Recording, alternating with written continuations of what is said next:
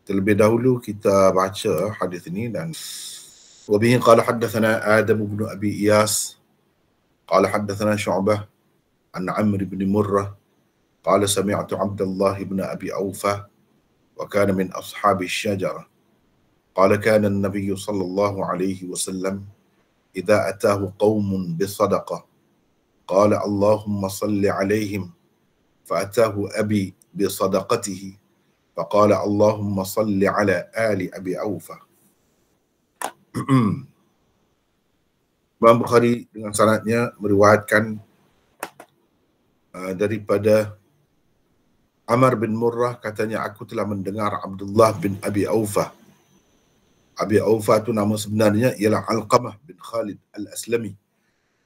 Ayah Abdullah tu namanya kunyahnya Abi Aufa. Nama sebenarnya ialah Alqamah bin Khalid Al-Aslami. Beliau, yakni Abdullah itu adalah salah seorang sahabat yang telah ikut berbai'ah di bawah pokok di Hudaibiyah. Katanya, bila sesuatu kaum datang menemui Nabi SAW dengan membawa sedekah, maksudnya zakat, zakat. Baginda akan mendoakannya, Allahumma salli alaihim, ya Allah, ampunilah mereka. Setelah itu ayahku datang sambil membawa sedekahnya, yakni zakatnya. Nabi SAW mendoakannya juga.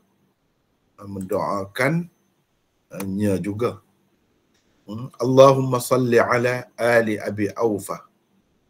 Ya Allah, ampunilah keluarga Abi Aufa. Ampunilah keluarga Abi Aufa. Kita ada nota di situ 655. Nabi SAW berdoa begini untuk orang-orang yang datang membawakan zakat mereka sebagai menjunjung perintah Allah kepadanya di dalam surah At-Taubah berikut. Khudh min amwalihim sadaqatan tutahhiruhum wa tuzakkihim biha wa salli alaihim inna salataka sakanun lahum wallahu sami'un alim. Bermaksud, ambillah sebahagian dari harta mereka sebagai sedekah, yakni zakat, supaya dengannya engkau membersihkan mereka, yakni dari dosa, dan mensucikan mereka, yakni dari akhlak yang buruk, dan doakanlah untuk mereka. Kerana sesungguhnya doamu itu menjadi ketenteraman bagi mereka. Dan ingatlah Allah Maha mendengar lagi Maha mengetahui. Mengeluarkan zakat adalah tanggungjawab orang-orang kaya. Mereka tidak berbudi pun kepada pihak pemerintah amil zakat atau orang-orang yang layak menerima zakat. Walaupun begitu, sunnah Nabi SAW ialah mendoakan mereka dan boleh juga mengucapkan terima kasih kepada mereka. Itulah dengan serba ringkasnya nota yang saya buat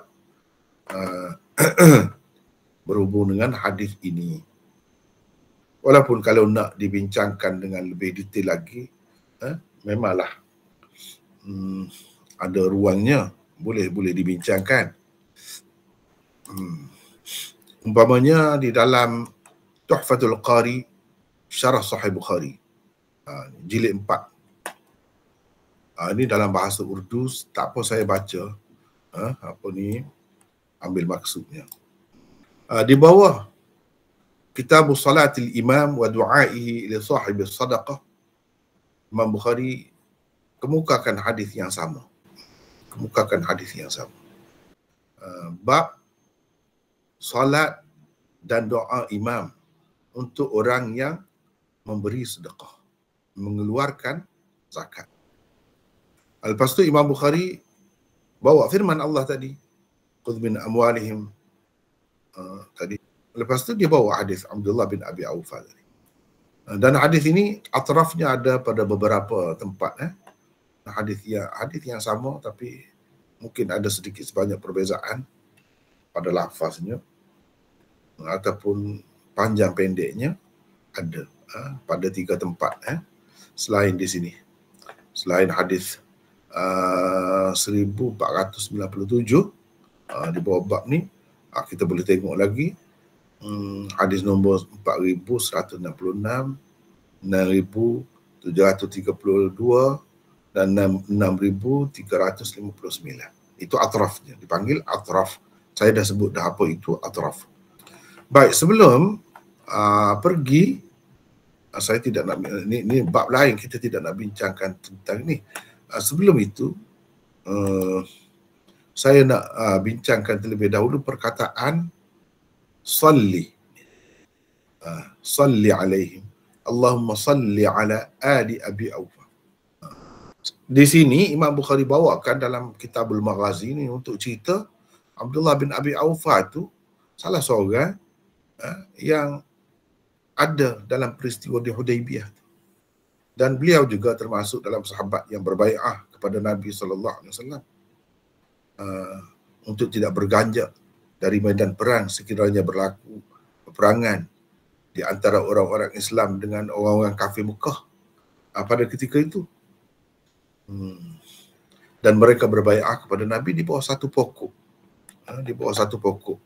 Sebab itu orang-orang yang berbai'ah dengan Nabi di bawah pokok itu dipanggil Ashabis Syajarah.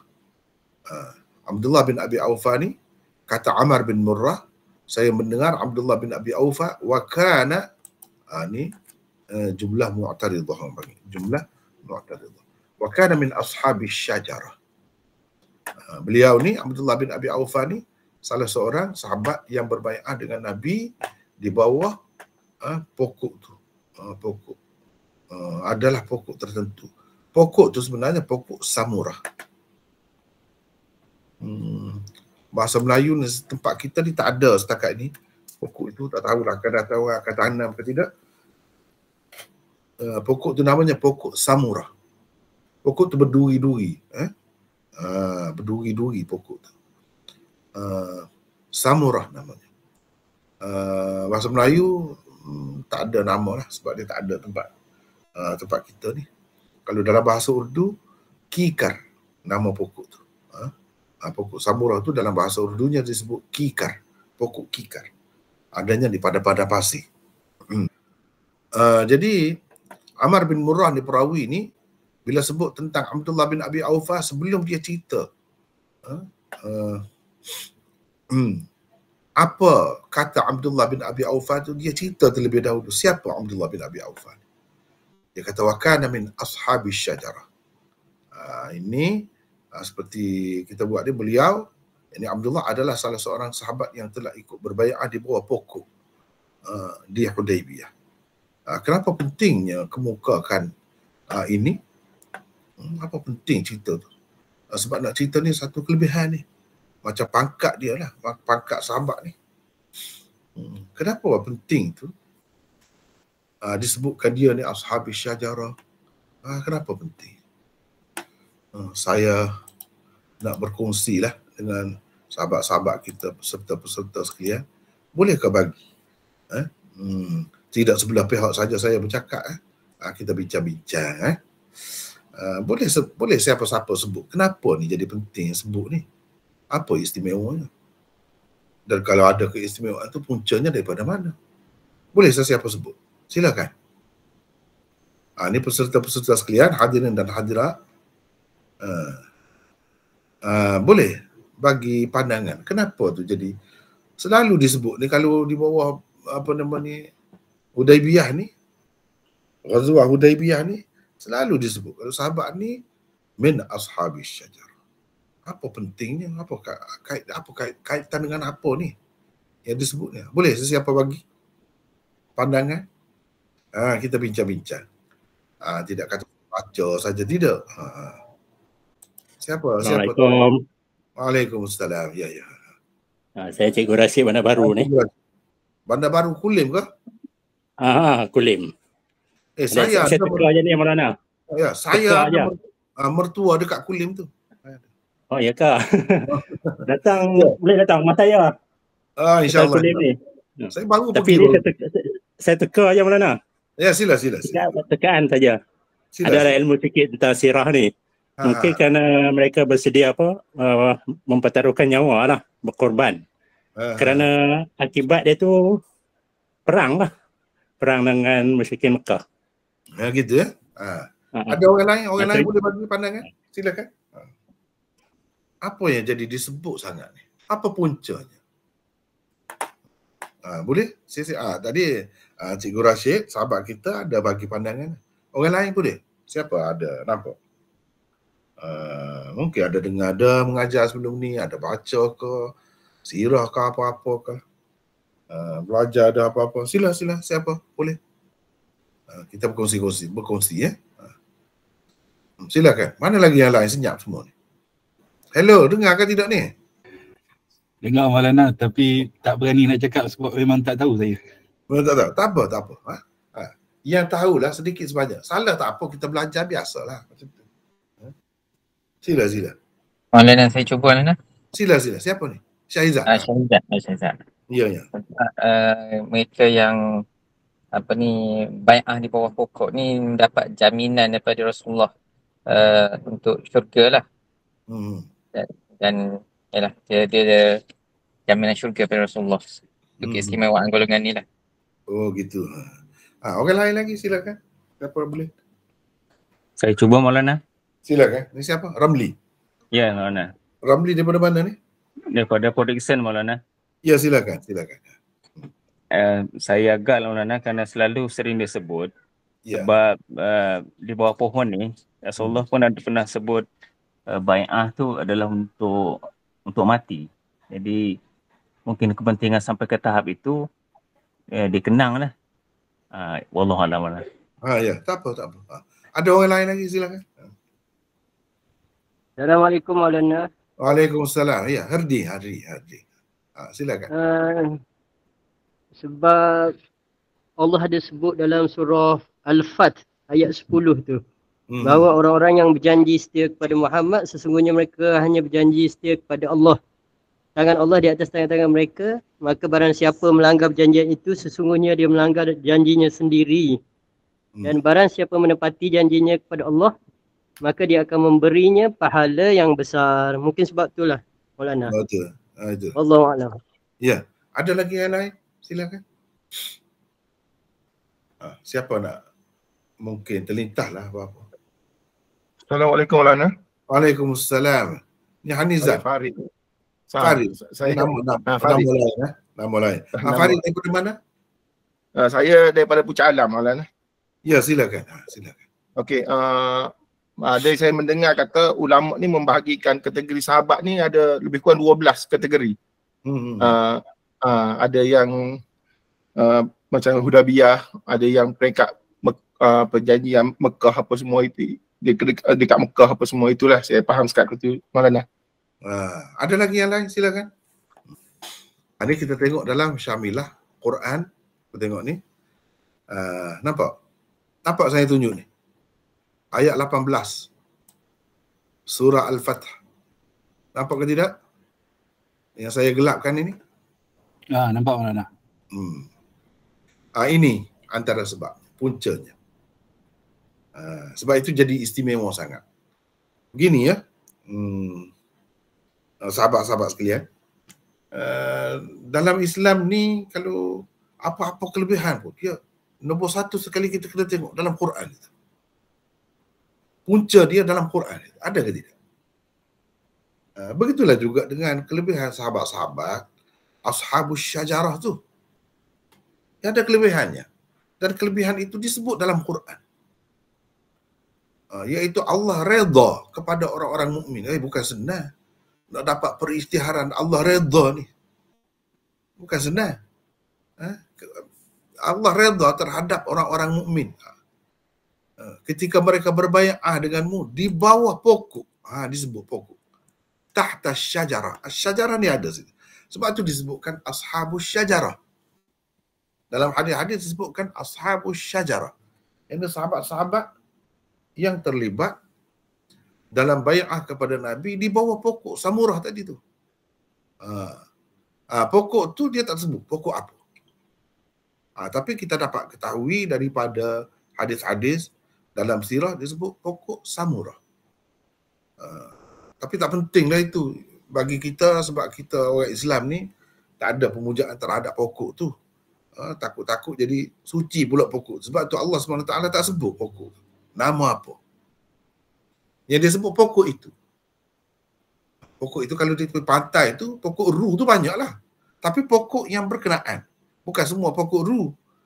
Di bawah satu pokok samurah saja berlaku bai'ah itu. Dan Allah sebut ni, Allah redha. Satu, redha Allah. Besar tu maknanya. Kepada orang-orang mukmin. Ini besar ni maknanya. Allah telah memperakui mereka itu mukmin. Bukan munafik. Bukan kafir. Mereka buat apa? Mereka bai'ah dengan Nabi. Ini besar ni. Bai'ah untuk mati ni. Kita tahu bai'ah untuk mati dalam hadis-hadis. Bai'ah di mana? Di bawah pokok. Pokok tertentu. Pokok berkenaan. Di bawah pokok. Allah dah tahu dah. Memang sejak azali dah Allah tahu. Apa yang ada dalam hati mereka. Oh, ini besar ni maknanya. Allah tahu hati perut mereka. Apa yang ada di dalam hati-hati mereka. Allah tahu dah. Daripada awal lagi. Lalu Allah turunkan sakinah kepada mereka. Ini besar ni. Turunkan sakinah. Dengan jelas disebutkan dalam Quran. Betapa dah kelebihan tu.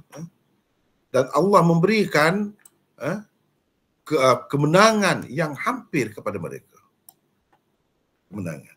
Maknanya puak-puak ni kalau dia pergi berjuang akan menang, akan berjaya.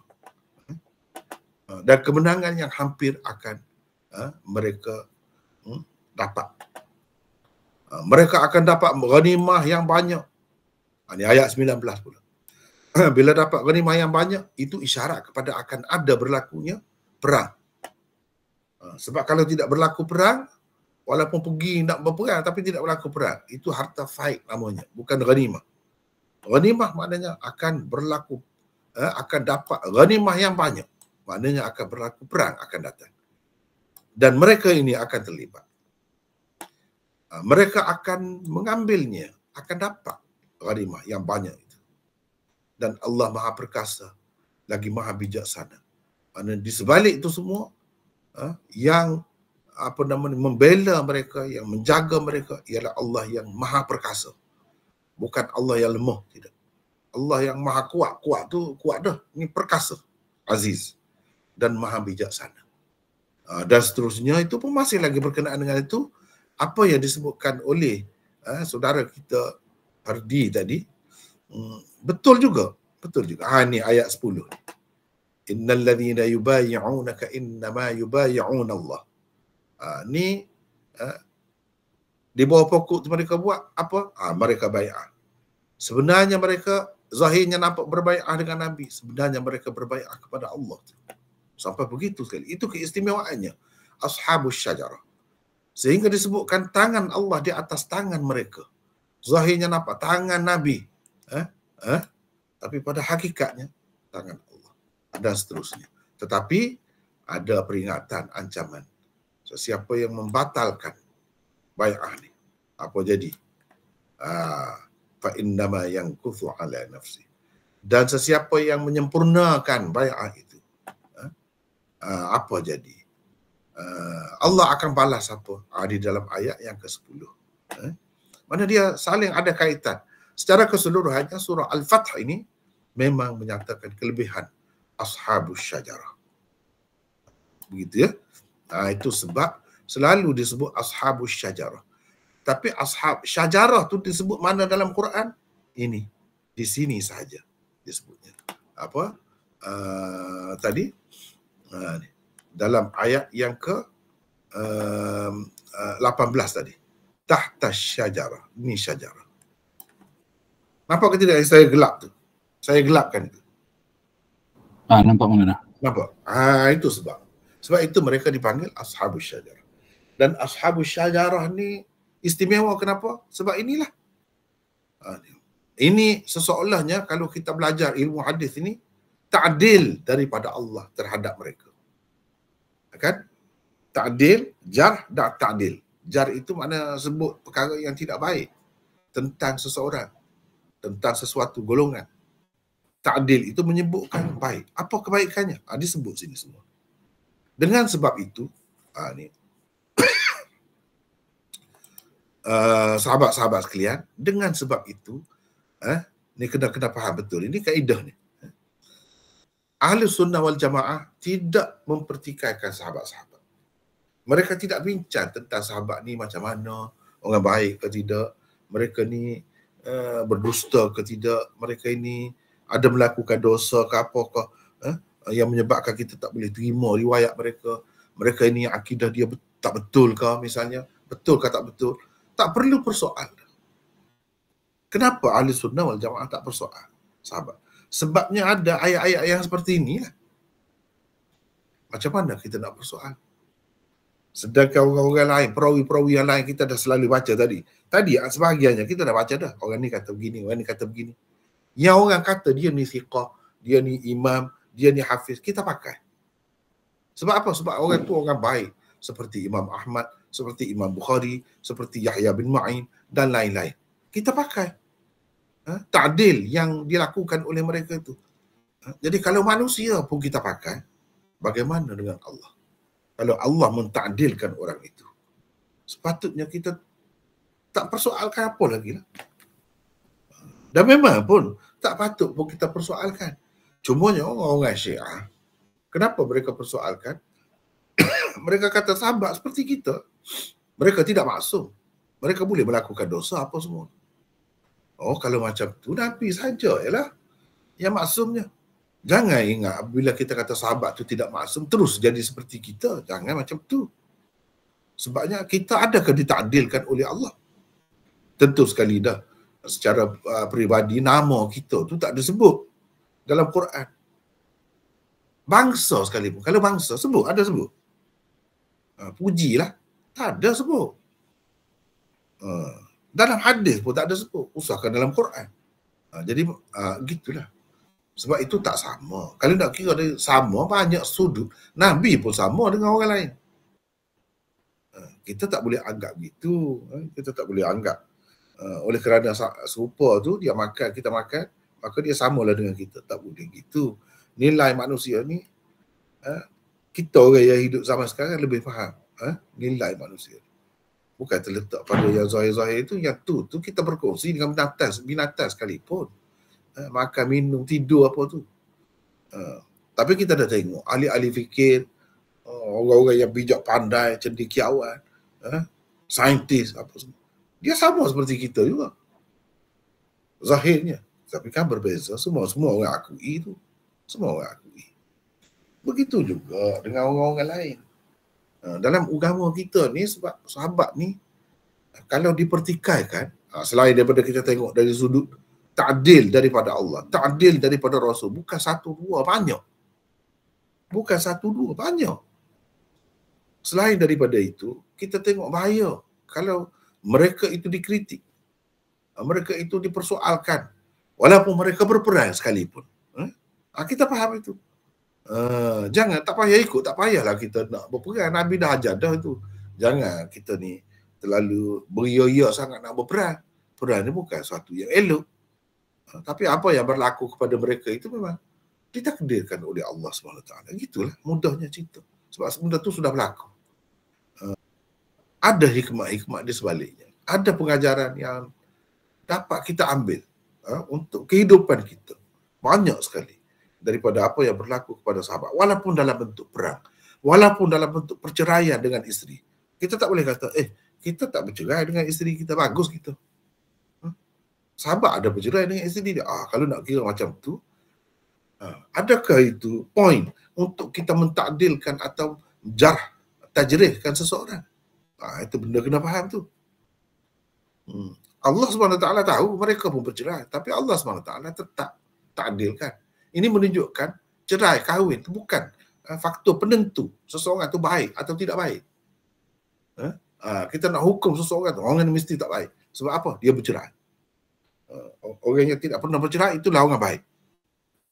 Tak boleh kata begitu. Jangan kata begitu, silap banyak tu. Jadi gitulah ya. Mana orang-orang ni saya tak nampak. Gitu. Jadi itu satu perkara. Perkara yang kedua yang saya nak sebutnya. Nabi SAW bila sesuatu kaum, mana-mana golongan datang bawa sedekah kepadanya, dia akan berdoa untuk mereka. Sedekah dengan makna zakat selalu digunakan di dalam hadis.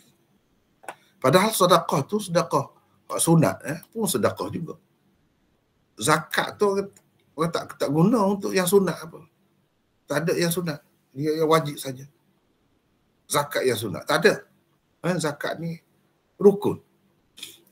Rukun. Wajib saja zakat. Tapi sedekah luas. Luas makna dia. Zakat makna dia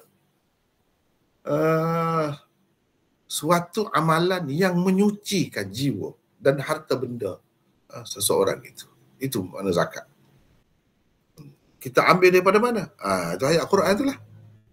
Kita ambil daripada ayat Quran. Khudh min amwalihim sadaqatan tutahhiruhum wa tuzakkihim biha. Tuzakkihim. Zakka yuzakki tazkiyah. Zakka yuzakki tazkiyah. Itulah daripada zakat tu, situlah.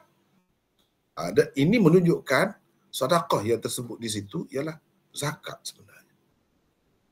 Dan zakat ini dapat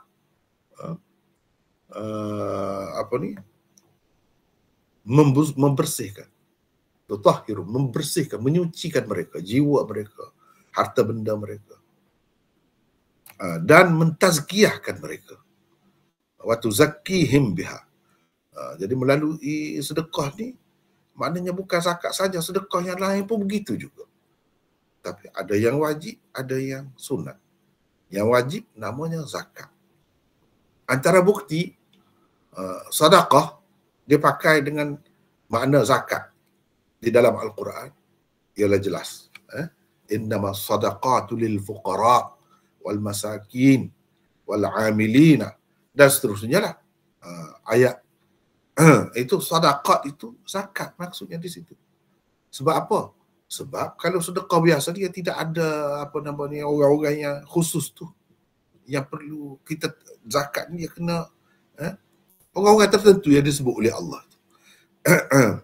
Orang-orang tertentu yang disebutkan oleh Allah, mereka sahaja. Orang lain tak boleh. Tak boleh. Kalau bagi pun tak jadi. Sebab apa? Sebab Tuhan bukan nak begitu. Cuba kita tengok sini. Ni ayatnya. Surah Taubah ayat 60. Innamas sadaqat lil fuqara. Ni dia ada tu. Asnaf dia orang panggil. Asnaf. Orang-orang yang berhak menerima zakat. Adapun sedekah dia tidak khusus dengan mereka ni. Sedekah umum lah, sedekah biasa. Yang kita kata sunat, yang tidak wajib tu. Dia tidak khusus dengan mereka ni. Kepada orang kaya, kepada orang-orang yang senang pun boleh kita bagi. Pada sesiapa saja boleh, yang tak cukup syarat ni. Fakir, miskin, amilin alaiha, amil, zakat, pemungut zakat tu lah. Al-mu'allafati qulubuhum, golongan mu'allaf, orang-orang yang baru masuk Islam, dan wafir riqab, untuk memerdekakan hamba-hamba, wal gharimin, orang yang bankrupt, tenggelam dalam hutangnya, wa fi sabilillah, dan untuk menegakkan agama Allah di jalan Allah, wa ibnis sabil, dan untuk orang dalam perjalanan, yakni musafir. Faridatan min Allah, sebagai suatu kewajipan, fardu daripada Allah, ketentuan daripada Allah. Jadi sedekah ni ada satunya masarif dia ataupun asnaf dia, menunjukkan sedekah ni dipakai dengan makna zakat. Yang kedua disebut faridatan, ni hak fardu. Kalau zakat biasa tu, sedekah biasa tu dia tidak fardu. Bila sebut fardu ni menunjukkan sedekah ini adalah zakat. Kenapa dinamakan sedekah? Sebab zakat, orang yang bagi zakat itu bukti sedekah. Sidqun sedekah. Mana dia membuktikan kebenaran dakwaan dia sebagai orang Islam. Dia membuktikan kebenaran iman di dalam hati dia. Itu zakat. Itu bukti. Sedekah maknanya membenarkan. Perbuatan itu membenarkan akidah dia. Apa yang diimaninya. Bahawa kita bagi benda ni, kita lepas daripada dosa. Kalau tidak, kita berdosa. Kalau tidak, kita akan diseksa oleh Allah di dalam neraka. Kalau tidak, boleh masuk neraka dengan sebab itu. Kita percaya semua. Lalu kita buktikan. Sebab itu namanya sedekah. Sebab sifat itu ada. Sifat itu lebih penting. Sebab itu digunakan perkataan sedekah untuk zakat tu. Sebab ia membuktikan, membenarkan apa yang dipercayainya, apa yang dipegangnya di dalam hati. Itu sebab itu dia guna sedekah. Zakat, kalau guna zakat, sebab hakikatnya ia membersihkan harta seseorang. Kalau tidak, maknanya kita tak nampak harta kita ni jadi kotor rupanya. Supaya diri kita lah, bila kita berhadas tu hakikatnya kotor tu. Bila kita mengangkat hadas, kita suci, dalam keadaan suci. Kita tak nampak tu, kita tak tahu. Agama yang ajar, barulah kita tahu. Dan agama cerita kesucian yang lebih lagi daripada yang kita tahu. Kalau kita bau busuk tu, kita rasa kotor lah, tidak bersih lah. Nampak comok kotor tu, pandang mata kita. Kalau tak ada mata, tak nampak lah juga. Kalau tak ada hidung, tak dapat hidung lah, tak bau lah, busuk ke, wangi ke, tak dapat. Ada lagi yang kalau kita semua ni sejahtera semua. Mata kita sejahtera, hidung sejahtera, semua sejahtera, kita tak dapat kesan lagi. Suci ke kotor? Malaikat boleh kesan. Sehingga kalau duduk dalam masjid tu, dia duduk dekat kita, dia istighfar untuk kita. Kalau kita dalam wuduk, bila kita tak ada wuduk, dia lari. Ada lagi makhluk yang tahu. Dan Allah SWT menceritakan hakikat hidup ni kepada kita yang sebenarnya. Banyak daripadanya yang kita tak nampak. Macam di sini suci, kita tak nampak harta kita suci ke kotor. Kecuali kalau Allah SWT nak buka kepada seseorang tu, yang orang-orang sufi panggil kasyaf. Boleh, Allah SWT boleh buka. Dia akan nampak kotor tu macam mana. Tapi tidak semualah, kalau nampak macam tu, dia jadi tidak ada pula kepercayaan, ujiannya. Percaya kepada ghaib tu tak berapa ada lah. Oleh kerana nak mengekalkan kepercayaan kepada ghaib tu, Allah SWT tak buat dalam keadaan biasa tu. Tidak. Padahal Allah SWT boleh kalau nak buat. Dan kasyaf ni tidak semestinya orang itu lebih. Orang lebih pun kalau Allah SWT tak tunjuk, tak nampak juga. Dan ia bukan satu tanda kelebihan pun. Kasyaf-kasyaf ni. Orang gila, kita tengok kan, orang gila. Tiba-tiba dia takut. Tiba-tiba dia ketawa suka. Kenapa? Ada benda lah dia nampak. Yang kita tak nampak, walaupun dia gila. Allah SWT buka kepada dia. Allah SWT buka. Dia nampak. Sebab dia suka sangat. Kadang-kadang dia takut. Ini menunjukkan kadang-kadang kita tak nampak. Yang sepatutnya nampak. Orang-orang yang Allah SWT buka, mata hati dia akan nampak. Dan tidak semestinya itu menunjukkan kelebihan. Tak mesti. Dalam bentuk kurang pun boleh juga. Banyak yang kurang daripada kita, tapi ada kelebihan, sudut-sudut kelebihan dia. Banyak. Binatang-binatang sekalipun. Kucing sekalipun tak boleh lawan dah kita. Dia boleh tengok dalam gelap, dalam cerah. Kita tak boleh tengok dah. Itu bezanya. Tapi nak kata kucing lebih, tak boleh. Daripada manusia. Manusia tetap lebih. Cuma sudut-sudut tertentu tu Allah SWT bagi kepada mereka. Itu benda yang kita kena faham. Suci macam mana. Allah SWT sebut suci kita orang yang beriman. Percayalah. Terima. Itu termasuk perkara ghaib. Baik. Satu, sedekah ni dengan makna zakat di sini. Idza atahu qaumun, bila sesuatu kaum datang bawa zakat dia, Nabi SAW akan mendoakan Allahumma salli alaihim. Dia guna salli alaihim. Abdullah ibnu Abi Aufa ni kata, ayah saya bawa zakat dia.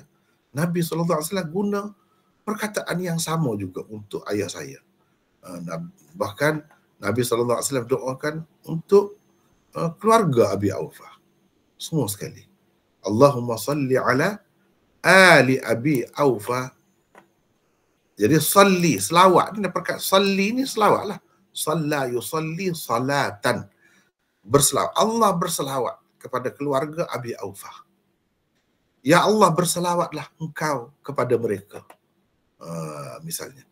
Jadi selawatlah perkataan salli tu. Baginda akan mendoakan Allahumma salli alaihi. Tapi makna selawat di sini dengan makna ampunilah. Kalau selawat tu daripada Allah, kita minta Allah berselawat, bermakna kita minta Allah ampunkan seseorang itu atau sesuatu golongan. Kalau Allah berselawat kepada Nabi, bermakna Allah merahmatinya. Kalau seseorang itu berselawat kepada orang lain, dia berdoa untuknya. Doa untuknya. Kita perkataan selawat tu luas makna dia. Dan kenapa Nabi SAW buat begini? Kita nampak. Dalam hadis ni kaitannya dengan Quran seperti yang saya sebut di sini. Ni dalam surah At-Taubah 103, sebab Allah suruh. Ni cuba tengok ni yang saya garis tu. Wasalli alaihim, dan berselawatlah kepada mereka. Maksudnya berdoalah untuk mereka. Ni yang saya garis ni, yang Melayu ni, dan doakanlah untuk mereka. Salli alaihim. Doalah untuk mereka. Sebab apa? Allah sebut sebab apa? Inna salataka sakanul lahum. Kerana sesungguhnya doamu itu menjadi ketenteraman bagi mereka. Dan memang ini dirasai oleh sahabat-sahabat. Dirasai. Adapun sekarang ni kalau bagi kepada pemerintah, pada apa dah? Adakah mesti kena buat gini? Tidak. Tak mesti. Tapi kalau buat bagus juga. Kalau buat bagus, boleh gitu. Dia tidak jadi sebagai wajib. Tapi kalau kepada Nabi, memang ini sebagai wajib. Allah perintah Nabi.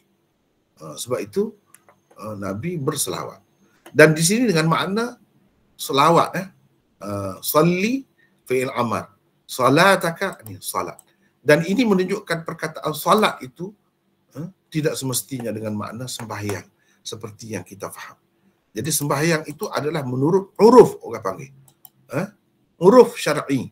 Salah dengan makna sembahyang itu adalah menurut istilah syarak. Menurut bahasa Arab, makna asal bagi salat itu ialah doa. Sebab apa? Sembahyang itu kita panggil salat sebab memang ia mengandungi doa pun sebenarnya. Ia merupakan doa. Doa kepada Allah. Sebahagian besar daripadanya atau bahagian terpenting daripadanya merupakan doa. Terutamanya kalau bila kita baca surah Al-Fatihah. Itu hakikatnya surah Al-Fatihah itu doa lah. Allah SWT ajar kita bagaimana nak berdoa kepada dia dan apa yang kita patut minta dengan dia, doa. Adapun Alhamdulillahirabbil alamin Ar-Rahmanir Rahim itu mukaddimah dia. Doanya di mana? Ihdinas siratal mustaqim. Dan hingga ke akhir. Itu doanya. Yang sebelum itu mukaddimah. Dan di situ secara tidak langsung dia mengajar kepada kita adab-adab doa. Apa sepatutnya kita sebelum minta tu, barang yang kita nak tu, apa yang kita patut sebut.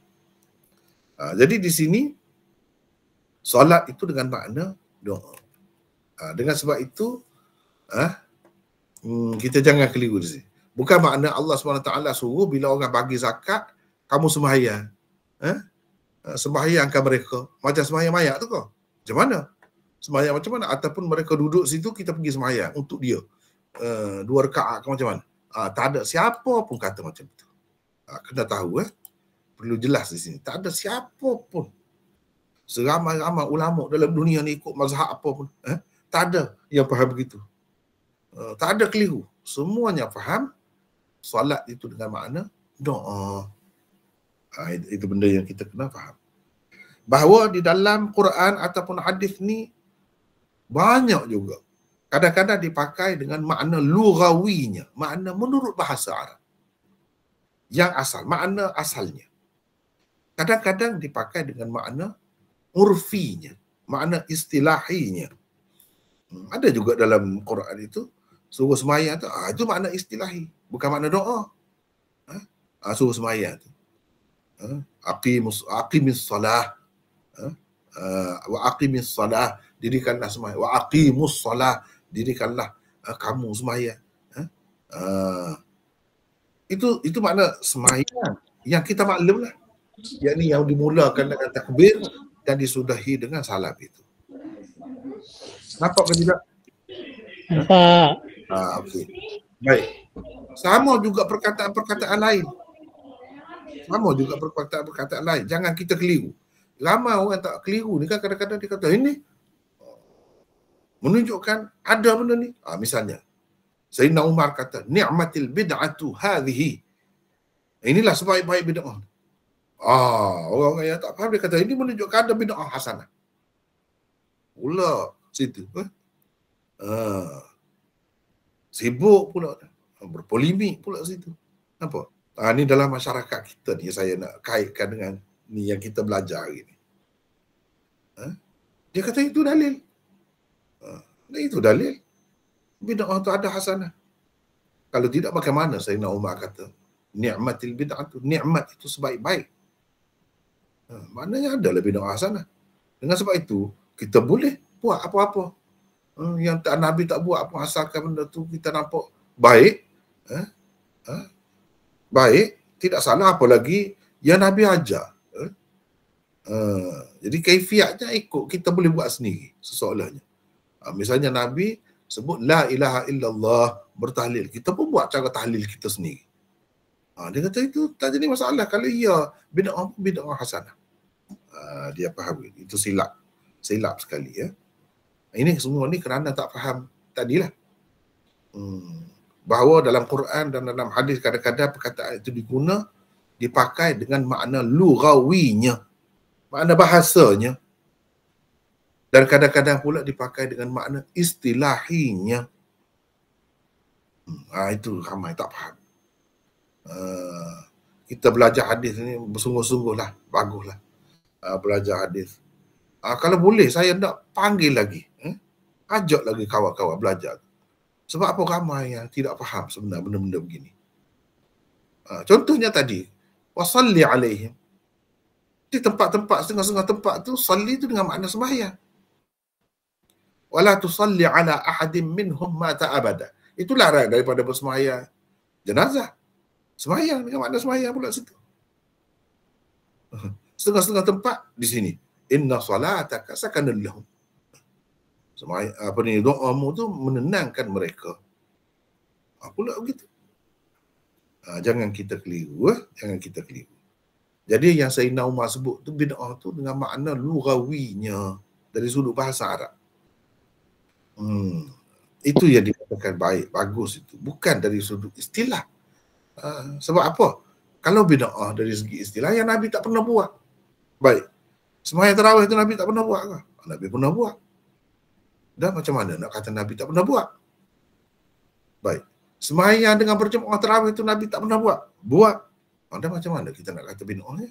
Tak pernah buat. Sembahyang tarawih itu di masjid Nabi tak pernah buat ke? Buat. Lepas tu bagaimana kita nak kata bid'ahnya? Beberapa malam di bulan Ramadan Nabi tak buat? Buat. Lebih daripada 2 malam. Banyak malam. 3 malam. Jadi semua ada.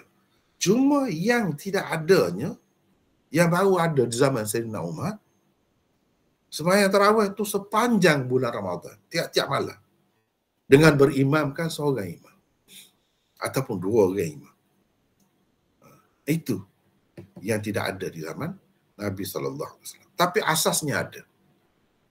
Dan Sayyidina Umar, begitu juga sahabat-sahabat yang lain pun faham. Kenapa Nabi tidak buat sepanjang bulan Ramadan? Sebab dalam hadis ada sebut. Sebab Nabi SAW takut ia difardukan kepada umatnya. Dan Nabi SAW tak mahu menyusahkan umatnya.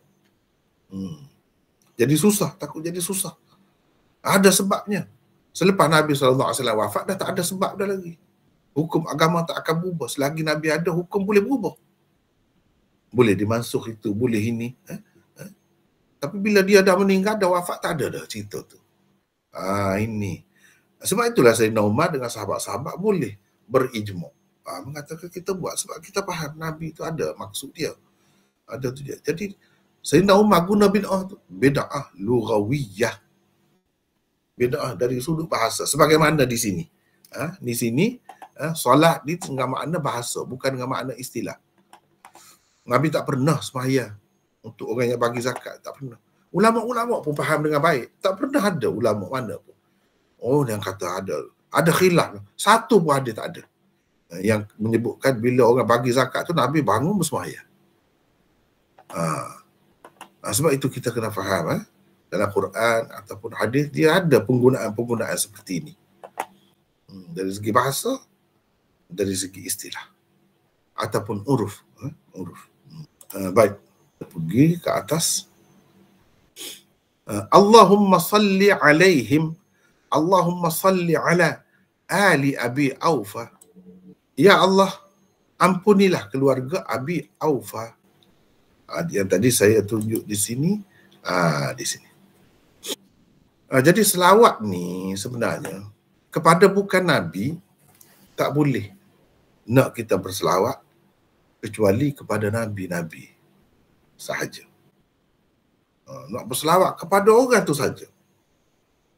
Atau kepada kumpulan orang-orang biasalah yang bukan Nabi-Nabi sahaja. Tapi kalau berselawat kepada Nabi di samping itu, kita juga sebutkan orang-orang lain, keluarga Nabi ke, ataupun orang-orang yang mengikut perjuangan Nabi ke, itu boleh. Itu dibolehkan. Tapi kalau semata-mata kepada seseorang itu tak boleh, tidak dibenarkan.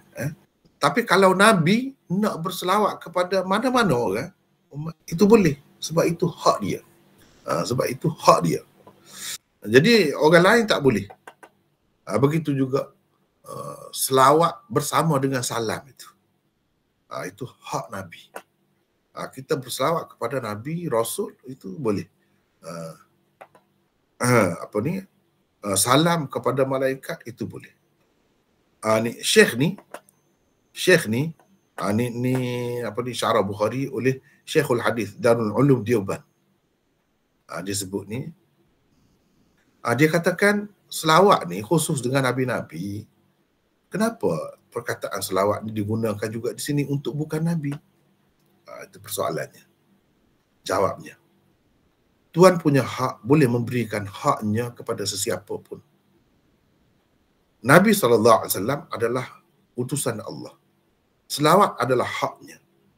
Jadi dalam ikhtiarnya, dalam pilihannya untuk nak guna perkataan itu kepada sesiapa yang dikehendakinya.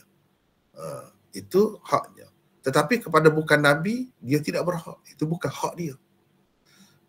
Kalau ada pun, dia boleh bagi itu kepada Nabi-Nabi ampunya hak. Mereka boleh berselawat kepada Nabi saja. Memang bagus pun. Memang sunnah pun. Adapun untuk sendiri atau untuk orang lain, itu tidak diguna.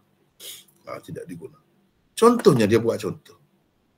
Ada satu orang tu orang besar, orang hebat. Kalau di tempat, contohnya Syekhul Hadis lah di suatu universiti, sekolah ke misalnya kita kata. Ayah dia panggil dia Abdul Rahman saja, nama dia katakanlah Abdul Rahman.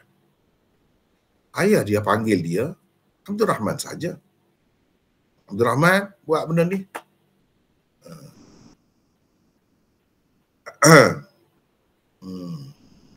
Jadi ayah boleh panggil dia begitu. Sebab ada hak dia. Hak ayah. Walaupun anak dia tu besar, hebat daripada dia.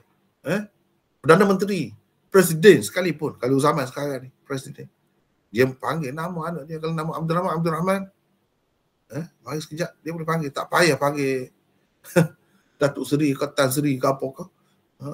Tun ke gelaran-gelaran dia tu. Tak payah panggil begitu.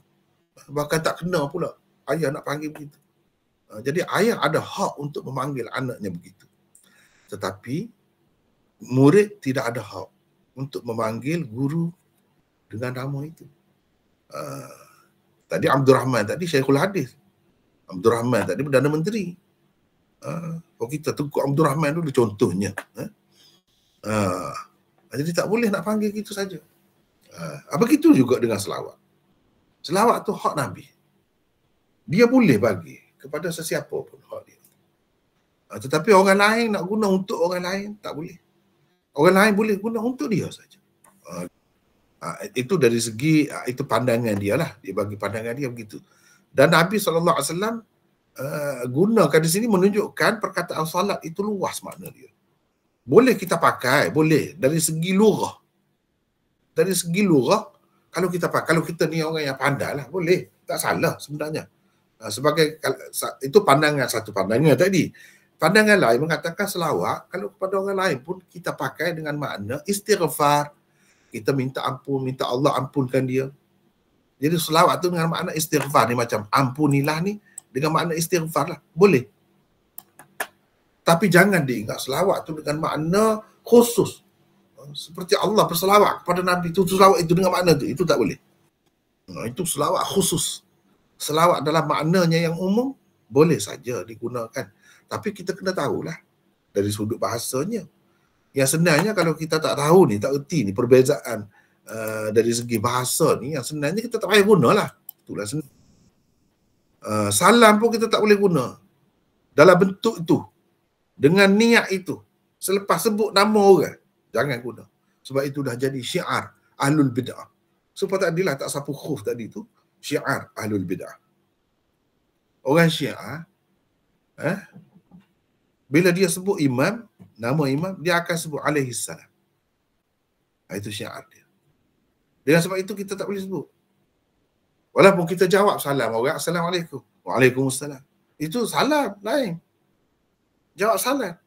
Bukan selepas sebut nama orang kita sebut begitu dah. Itu beza di antara ahlus sunnah dengan ahlul bid'ah. Ahlul bid'ah dia guna selawat untuk imam. Salam untuk imam dia guna. Kita tak boleh. Kita tak boleh. Jadi berarti menyamakan orang ni, orang biasa ni dengan Nabi. Itu tak boleh. Sebab apa? Bagi Syiah dia imam-imam ni kan dia sama seperti Nabi. Bahkan kalau kita baca kitab dia, lebih daripada Nabi lagi. Imam-imam kenapa tak bolehnya? Dia sebut begitu. Sebab bagi kitanya, salam kau, salamun ala Ibrahim. Boleh. Ibrahim alaihi salam. Boleh. Sebab apa? Dalam Quran sebut. Tapi dalam Quran tak pernah sebut begitu. Selepas nama orang disebutkan kepada orang lain. Sebab itu kita boleh kata alaihi salam. Malaikat boleh. Jibril alaihi salam. Tapi kalau orang alaihi salam tak boleh. Tak usah cakap dah dia imam bersama mana, macam mana pun. Tak boleh. Tapi Syiah pakai begitu. Dan ini adalah syiar mereka. Dalam kitab-kitab mereka selalu ada dia tulis ain, paling ringkasnya ain. Ain itu maksudnya alaihi salam. Kita tak boleh. Yang sebenarnya tak payah gunalah. Gunalah, ya Allah ampunilah orang tu, ya Allah rahmatilah orang tu, gitu saja. Perkataan selawat tu khususkan dengan Nabi-Nabi. Terutamanya selawat kepada Nabi kita Muhammad sallallahu alaihi wasallam. Cuba tengok tu. Muhammad sallallahu alaihi wasallam. Selawat lah tu. Kita berselawat. Orang lain boleh ke kita sebut selepas nama dia tu sallallahu alaihi wasallam? Tak boleh. Itu hak dia. Hak istimewa dia, khusus dengan dia. Seperti Allah Subhanahu wa taala boleh nak sebut selepas nama orang lain. Allah Azza wa Jalla boleh? Tak boleh. Tak boleh. Itu ya, kalau kita pakai dari segi bahasa boleh je, cuma mengelirukan. Terutama bagi orang yang tak tahu bahasa Arab, dia jadi keliru. Yang sebenarnya tak payah. Begitulah. Ini Nabi SAW selawat kepada keluarga Abi Aufa. Selawat kepada keluarga Abi Aufa. Jadi selawat ni dengan makna ampunilah. Jadi minta Allah ampun kepada keluarga Abi Aufa. Wa bihi qala hadatsana Ismail an akhihi an Sulaiman an Amr ibn Yahya an Abbad ibn Tamim qala kana lamma kana yawm al-harra والناس يبايعون لعبد الله بن حنظلة فقال ابن زيد على ما يبايع ابن حنظلة الناس قيل له على الموت قال لا أبايع على ذلك أحدا بعد رسول الله صلى الله عليه وسلم وكان شهد معه الحديبية. Ni bahagian ni yang dikehendaki daripada hadis ni. Imam Bukhari buat mari dengan sebab ni bahagian ni. Imam Bukhari dengan sanadnya meriwayatkan daripada Abbad bin Tamim bin Zaid bin Asim Al-Mazini. Katanya, ketika terjadi peristiwa Harrah dan orang-orang berbai'ah kepada Abdullah bin Hanzalah bin Al-Ghasil, maka Ibnu Zaid bertanya, untuk apa orang-orang berbai'ah kepada Ibnu Hanzalah? Dikatakan kepadanya, untuk kematian. Untuk mati. Ibnu Zaid berkata, aku tidak akan berbai'at kepada sesiapa pun untuk kematian setelah Rasulullah sallallahu alaihi wasallam. Beliau, yakni Ibnu Zaid ini, telah berbai'ah kepada Nabi sallallahu alaihi wasallam, yakni di bawah pokok di Hudaibiyah. Telah berbai'ah kepada Nabi di Hudaibiyah, maksudnya di bawah pokok itulah. Kita tengok dulu sedikit nota yang ada setakat ni, dan insya-Allah tempat-tempat yang melompong-melompong tu, tempat-tempat yang kosong ataupun yang ada sedikit sebanyak tu, saya akan tambah lagi dari semasa ke semasa. Sebelum jadi buku ni, nota ni mungkin akan jadi lagu lain pula, macam lain pula. Tapi ya setakat kita guna nota ni, setakat ni lah yang ada. Di celah-celah tu saya akan huraikan, bincangkan begitu sajalah. Baik, kita tengok ni. Maka Ibnu Zaid, siapa Ibnu Zaid? Ni cuba kita tengok riwayat kan. Abbad bin Tamim bin Zaid bin Asim. Ni Ibnu Zaid. 656. Beliau ialah Abdullah bin Zaid bin Asim, pakcik Abbad bin Tamim Al-Ansari. Abbad bin Tamim bin Zaid. Jadi pak saudara dia lah ni.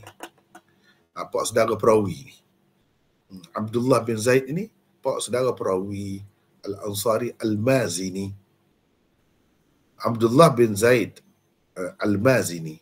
Ini kan Tamim bin Zaid bin Asim Al-Mazini.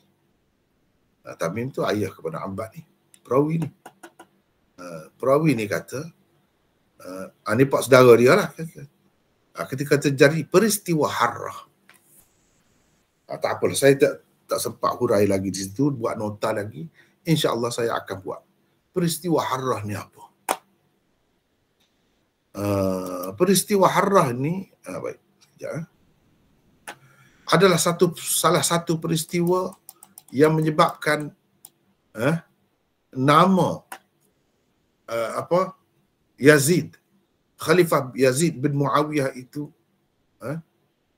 tidak disebut baik, bahkan disebut dengan buruk dalam sejarah. Musuh-musuh Islam mengambil kesempatan daripadanya untuk memburuk-burukkan lagi keadaannya. Keadaannya itu sebenarnya tidaklah seburuk itu, tapi kerana berlakunya peristiwa-peristiwa ini semasa pemerintahannya, salah satunya peristiwa Harrah. Satu lagi, tahun 61, peristiwa terbunuhnya Sayyidina Husain, cucu Rasulullah SAW di Karbala. Tahun 63, ini berlaku peristiwa Harrah. Apa itu peristiwa Harrah? Baik.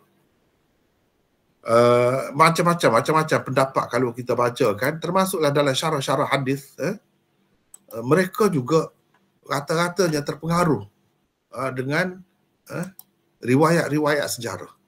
Sehingga bagi saya tak boleh terima. Tak tepat itu. Tak tepat. Tapi bukan dalam semua syarah Bukhari. Umpamanya dalam Umdatul Qari ada sebut. Dalam Fathul Bari tak ada sebut. Bukan semua syarah juga. Baik, kita baca dulu. Tengok dulu sini. Yaumul Harrah. Apa itu Yaumul Harrah? Yang dimaksudkan dengan Harrah di sini ialah Harrah Madinah. Wa yaumuha, hari Harrah atau peristiwa Harrah, ialah hari di mana berlakunya peperangan di antara askar Yazid, tentera Yazid dan penduduk Madinah. dan ia berlaku pada tahun 63 Hijrah. Jadi sebahagiannya itu okey, boleh kita terima. Tapi sebahagiannya itu sebenarnya kita nampak pengaruh sejarah ni cukup dahsyat. Cukup dahsyat. Sehingga kitab-kitab syarah hadis ni pun tak terlepas daripadanya, terkena juga, termasuk juga di dalam kitab-kitab hadis. Umpamanya di sini, saya baca di sini. Tengok ni. Sebabnya ialah penduduk Madinah membatalkan bai'ah mereka kepada Yazid bin Muawiyah. Khala'a tu maknanya menanggalkan, mencabut. Asalnya mereka telah berbai'ah kepada Yazid. Seperti orang-orang di tempat lain lah. Kemudiannya mereka batalkan bai'ah itu. Mereka tak mahu lagi terima Yazid ini sebagai khalifah. Bila Yazid mendapat tahu, saya terjemah tu lah, tak perlu baca. Saya terjemah tu.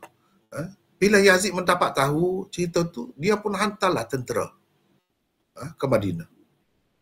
Dan dia melantik Muslim bin Uqbah sebagai ketuanya. Ketua tentera tu. Panglimanya lah. Setengah ulama kata Qil. Qil ini pendapat yang sebenarnya tak boleh nak dipertanggungjawabkan sangat. Qil 10,000 tentera berkuda. Qil ada pula pendapat lain yang berkata, ini sirah tamrid orang panggil ni. Tak boleh nak jadi pegangan sangat. 12,000 tentera. Madaini berkata, dan dikatakan wa yuqalu, ini sirah tamrid pula, menunjukkan tidak boleh dipertanggungjawabkan. 27,000 tentera. 12,000 berkuda. 15,000 berjalan kaki. Penduduk Madinah pula membahagikan pasukan mereka untuk melawan dengan tentera Yazid ni empat kumpulan. Setiap satu kumpulan daripadanya itu ada seorang panglima. Salah satu daripada pasukan itu dipimpin oleh Abdullah bin Hanzalah Al-Ghasili. Hanzalah sahabat Nabi yang Nabi kata dia ni dimandikan oleh malaikat. Jenazah dia tu, mayat dia tu dimandikan oleh malaikat. Ini anak dia lah ni, Abdullah bin Hanzalah Al-Ghasili. Kisahnya panjang kata dia. Ringkas ceritanya, jadi bila berlaku peperangan di antara mereka, tentera Yazid dapat mengalahkan tentera penduduk Madinah, orang-orang Madinah. Dan Abdullah bin Hanzalah terbunuh dengan anak-anak dia dan sekumpulan ramai lagi yang lain mati. Ditanya Zuhri, wasu'ila Zuhri. Ini pun dengan sirah tamrid juga. Tak ada sanadnya apa semua. Kalau kita yang mengikut kaedah hadis ni, kita persoalkan semua tu. Ditanya Zuhri, berapa ramai orang yang terbunuh pada hari Harrah itu? Jadi kena ingat, Zuhri ni selain dia merupakan punca kepada riwayat-riwayat hadis, ia juga merupakan punca bagi riwayat-riwayat sirah dan sejarah. Berapa ramai orang kata yang terbunuh pada hari Harrah itu? Harrah ni sebenarnya maksudnya kawasan berbatu hitam di sekeliling Madinah. Terutamanya di sebelah timur dia tu memang kawasan batu hitam. Dia tak ada apa, kosong gitu. Sebab lama kan kena cahaya matahari tu hitam dia jadi. Gitulah kira-kiranya. Dia kata 700 pembesar. Pembesar, mana orang-orang terkenal lah dari kalangan Muhajirin dan Ansar itu 700 orang. Dan pemimpin-pemimpin dari kalangan Mawali dan orang-orang yang tidak dikenali, sama ada hamba, merdeka ataupun hamba dan lain-lain, itu 10,000 mati. Madaini berkata, dia semua ni rujukan-rujukan sejarah yang tidak boleh dipertanggungjawabkan, yang mana dianggap sebagai dhaif oleh ulama. Muslim bin Uqbah telah menghalalkan Madinah selama 3 hari. Selama 3 hari. Duduk bunuh orang dalam masa itu. Dan merampas harta benda orang. Dan mereka merogol perempuan-perempuan. Sehingga dikatakan, hatta qila, di sini tamrid pula, iaitu mengandung 1,000 orang wanita. Dalam masa 2-3 hari itu, 1,000 orang wanita mengandung dengan sebab diperkosa. Dan diriwayatkan daripada Hisham bin Hassan. Ni pun tak ada sanad juga. 1000 wanita daripada penduduk Madinah itu melahirkan anak kemudiannya tanpa suami. Hasil daripada itulah. Ini cerita, itulah yang saya kata dia ambil sejarah. Bukan riwayat hadis, tak ada dalam hadis. Riwayat sejarah ni sebagaimana kita maklumkan. Kalau Tabaqat Ibnu Sa'ad, contohnya Tabaqat Ibnu Sa'ad, rujukan utamanya ialah Al-Waqidi. Seorang yang Imam Syafi'i kata riwayat-riwayat dia tu adalah timbunan dusta. Kalau Tabari, Tabari itu kalau dalam tafsir tu okey, bagus, banyak perkara lah. Dia meriwayatkan akidah salaf dan macam-macam, banyak, bagus. Tapi kalau dalam sirah tu, sejarah tu, teruk. Kitab tu kalau nak baca kena berhati-hati sangat. Bahkan setengah-setengah ulama tu ragu. Ya ke ni? Pengarang tafsir tu yang mengarang juga Tarikhul Umam wal Muluk ni. Tarikh Tabari yang terkenal dengan Tarikh Tabari itu, ya ke pengarang yang sama? Sebab nampak berbeza sangat. Tak, walau bagaimanapun, biarlah kita terimalah. Kita terimalah. Kalau kita kata Tabari itu Tabari yang sama, maka perawi utama dianya ialah Abu Mikhnaf Lut bin Yahya. Itu perawi utama dia. Ini semua ulama-ulama hadis sepakat mengatakan pendusta besar. Mereka hadis. Dan Muhammad bin As-Sa'ib Al-Kalbi dan anak dia Hisham bin Muhammad As-Sa'ib Al-Kalbi. Al-Kalbi yang terkenal sebagai pendusta besar dan mereka hadis. Semua ulama sepakat. Itu perawi utamanya, kita kena sedar itu. Kadang-kadang orang ambil isi dia. Orang tak tengok sanad dia. Padahal Tabari telah bagi sanad. Ikut mana-mana pun dia dah bagi sanad. Dan bila ada orang macam ni, macam mana kita nak bertanggungjawabkan? Macam mana kita nak buat pegangan? Tak boleh. Dengan sebab itu. Ini dalam satu buku karangan ulama kita, tapi dalam bahasa Urdu. Ham sunni kyun hai? Kenapa kita ni jadi sunni? Kenapa kita sunni? Kenapa kita ni ahli sunnah? Bukan kita jadi ahli sunnah ni ikut-ikut. Bukan. Kita ada alasan. Ada hujah yang kuat. Buku ini ditulis sebagai menjawab tulisan seorang ulama Syiah. Mai Syiah kyun hua? Kenapa saya jadi Syiah? Kenapa saya jadi Syiah? Jadi dia jawab, kenapa saya jadi Sunni? Kenapa kita? Kenapa kita jadi Sunni? Kenapa? Jadi dalam kitab ni, memang dia ni seorang tokoh ulama, sama-sama lulusan daripada universiti yang sama lah dengan saya. Tapi dia lapis dulu lagi. Dia lapis dulu lagi. Jamiatul Ulum Al-Islamiyah Karachi. Sebab itu Jamiatul Ulum Al-Islamiyah ni memang menjadi sasaran Syiah. Berapa ramai syekh-syekh kita dibunuh oleh mereka. Ditembak begitu. Dibom. Sebab apa? Memang ulama-ulama di situ memang cukup jelas masalah Syiah. Mereka lah yang banyak mendedahkan tentang Syiah ni. Bahaya Syiah dan penyelewengan akidah Syiah. Dia bukan khilaf-khilaf biasa. Khilaf-khilaf mazhab macam kita mazhab Hanafi, Syafi'i apa, bukan begitu. Ini sebenarnya akidah. Akidah. Jadi tempat saya belajar. Ni senior lah, kita kata senior. Saya pun tak sempat dengan dia. Dan dia mengarang kitab banyak. Terutamanya dalam melawan Syiah ni.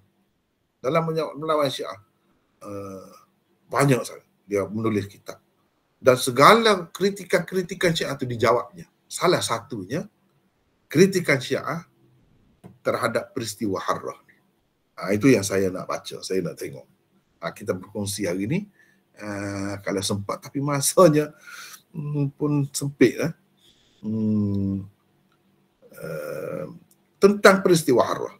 Ini menunjukkan jahatnya ahli sunnah. Ini menunjukkan Yazid ini sebab orang sahabat-sahabat lah yang lantik dia ni, yang terima dia ni. Dan sahabat-sahabat akhirnya bila tahu Yazid ni tak bagus, mereka tengok membatalkan bai'ah kepada Yazid. Tak mahu lagi terima Yazid ni sebagai khalifah. Terutamanya setelah Sayyidina Hussein tu kan terbunuh di Karbala. Jadi Mereka kata ini kesilapan Yazid. Padahal saya sendiri dah tulis dalam buku saya anak cucu Nabi yang dilupa dan dipinggirkan. Dalam itu saya tulis siapa sebenarnya pembunuh Sayyidina Husain di Karbala. Bacalah buku tu, saya tidak nak sebut banyak di sini. Dalam tu saya buktikan daripada bukan kitab kita saja, tapi daripada kitab-kitab Syiah, bahawa yang membunuh Sayyidina Husain sebenarnya golongan Syiah Kufah. Golongan Syiah Kufah. Mereka menyamar sebagai pendukung setia Sayyidina Husain. Sebenarnya mereka dah rancang lama nak bunuh Sayyidina Husain tu dan nak meletakkan kesalahan membunuh itu atas kepala, atas belakang, pundak kerajaan semasa. Itu buktinya cukup banyak. Cukup banyak. Baca buku tu insya-Allah dapat tahulah. Kita bagi dengan bukti, dengan rujukan cukup. Baik, kita nak tengok di sini peristiwa Harrah ya. Tak sempat rasanya hari ini. Jadi saya buat ringkasan sajalah sebab kita tak sempat nak bincang semua ni. Sebab dia jawab ni panjanglah tentang peristiwa Harrah. Ceritanya bila Abdullah bin Az-Zubair mendakwa dia jadi khalifah, setelah orang semua termasuk penduduk Madinah berbaiat kepada Yazid. Sebelum itu mereka sudah berbaiat dengan Muawiyah dan sudah bermusyawarah bincang dah Yazid akan menjadi khalifah selepasnya. Dan bila Yazid itu dilantik, penduduk Madinah sendiri pun telah berbaiat kepada Yazid. Maka selepas itu jadi orang-orang yang tidak suka dengan Yazid, dia berasa ada kekuatan bila Abdullah bin Zubair itu mendakwa dia itu jadi khalifah. Jadi mereka mengambil langkah untuk membatalkan bai'ah mereka, tak mahu terikat dengan bai'ah lagi. Mereka bahkan tak terima lagi Yazid itu sebagai khalifah. Bila Sayyidina Husain mati, sebelum itu terbunuh di Karbala, Abdullah bin Zubair dapat tahu dan dia berucap di hadapan orang ramai begini. Dia berucap, maksudnya, tuan-tuan, dalam dunia ini tidak ada orang yang lebih teruk daripada penduduk Iraq. Di kalangan penduduk Iraq tidak ada orang yang lebih teruk, lebih jahat daripada penduduk Kufah. Mereka telah menghantar berterusan banyak sekali surat kepada Sayyidina Husain, mendesaknya supaya pergi ke sana, ke Kufah, untuk mereka berikan bai'ah kepadanya dan melantiknya sebagai khalifah. Bila Ibnu Ziyad, yakni Abdullah bin Ziyad, Ubaidullah bin Ziyad, dilantik oleh Yazid jadi gubernur di Kufah, dia pergi ke Kufah, puak-puak ni berkumpul menyokong dia pula. Kemudian mereka berpakat semua ni untuk membunuh Sayyidina Husain. Seorang kuat beribadat, bersembahyang, berpuasa, sentiasa membaca Al-Quran dan memang berhak pun untuk menjadi khalifah. Mereka bunuh dia. Dan tidak ada rasa takut sedikit pun di dalam hati mereka kepada Allah ketika mereka membunuhnya. Ini dia ambil daripada sejarah Islam. Ini pun dalam bahasa Urdu terkenal. Najib Abadi.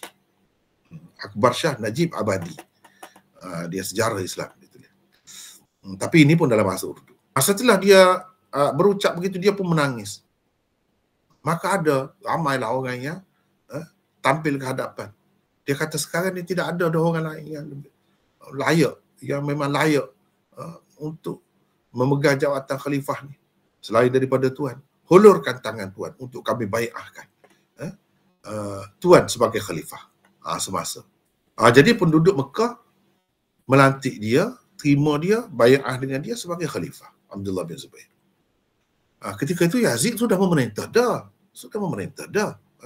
Tahun yang keberapa ni? Tahun 60 Muawiyah, Sayyidina Muawiyah meninggal dunia.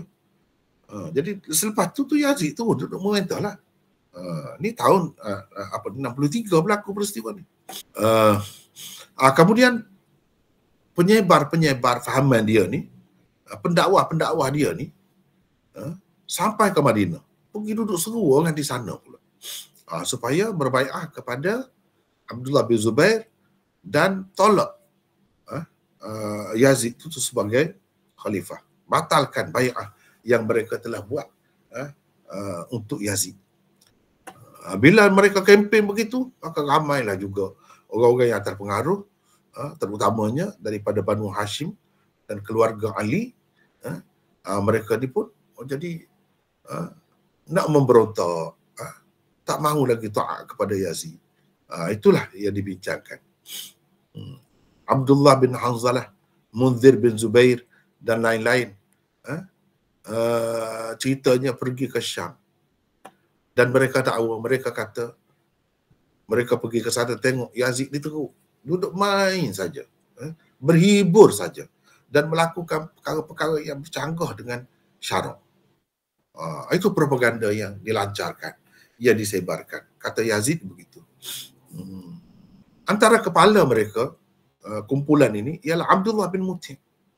Tetapi di kalangan anak-anak Sayyidina Ali sendiri, iaitu seperti Muhammad bin Ali bin Al-Hanafiyah, tidak setuju. Tidak setuju, bahkan menentang mereka. Dia membela Yazid.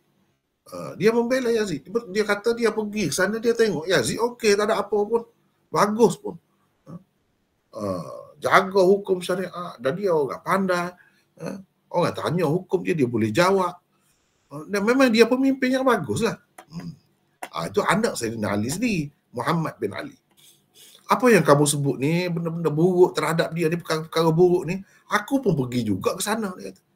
Aku duduk lama di sana. Aku tak ada tengok semua tu. Aku dapati dia seorang yang taat kepada Allah, kuat beribadat, semayang, tak tinggal apa semua, dan ikut sunnah Nabi.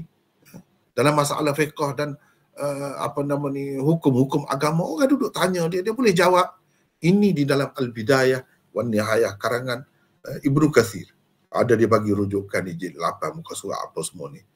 Selain daripada itu, dalam kitab yang ditulis oleh Maulana ni sendiri, iaitu Adalat Sahabat Kiram, keadilan sahabat. Dia ada tulis dalam itu pun, boleh dirujuk juga. Abdullah bin Umar bin Al-Khattab, Abdullah bin Umar bin Al-Khattab berucap di hadapan keluarga dan sanak saudaranya. Kumpulkan semua orang. Ni Abdullah bin Umar, sahabat Nabi. Dalam Bukhari ada riwayat dia ni. Ada dalam Bukhari. Dia kata, sesiapa yang ada hubungan dengan saya, kenal saya, ada kaitan dengan saya, dengar baik-baik. Jangan terlibat dengan gerakan menentang pemerintahan Yazid ini. Jangan. Jangan sekali-kali. Sebab apa? Kita telah berbai'ah kepadanya. Sebagaimana bila kita berbai'ah kepada dia tu dengan syarat dan dengan perjanjian seperti berbai'ah kepada Allah dan Rasul dah, kata dia.